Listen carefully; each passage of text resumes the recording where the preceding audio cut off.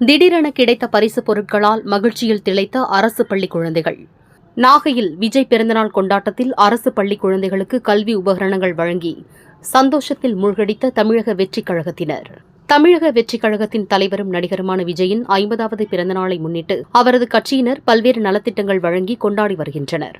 அந்த வகையில் நாகை மாவட்டம் வேளாங்கண்ணி அடுத்த பிரதாம ராமபுரம் அரசு உதவி பெறும் தொடக்கப்பள்ளியில் நலத்திட்ட உதவிகள் வழங்கி விஜய் பிறந்தநாளை கொண்டாடினர். மாவட்ட செயலாளர் சுகுமாரன் தலைமையில் நடைபெற்ற விழாவில் 1 முதல் 5ஆம் வகுப்பு வரை படிக்கும் பள்ளி மாணவ குழந்தைகளுக்கு பேனா, பென்சில், சாமெண்ட்ரி பாக்ஸ், டிஃபன் பாக்ஸ் உள்ளிட்ட கல்வி உபகரணங்களும், கேரம் போர்டு, வாலிபால் உள்ளிட்ட விளையாட்டு உபகரணங்களும் வழங்கினர். 50,000 மதிப்பில் உதவிகள் வழங்கியவர்கள் பள்ளிக்கு இரும்பு பீரோவையும் பரிசு அளித்தனர். தொடர்ந்து பள்ளி வளாகத்தில் விஜய் 50வது பொன்விழா பிறந்தநாள் நினைவாக மரக்கன்றுகளை நட்டனர்.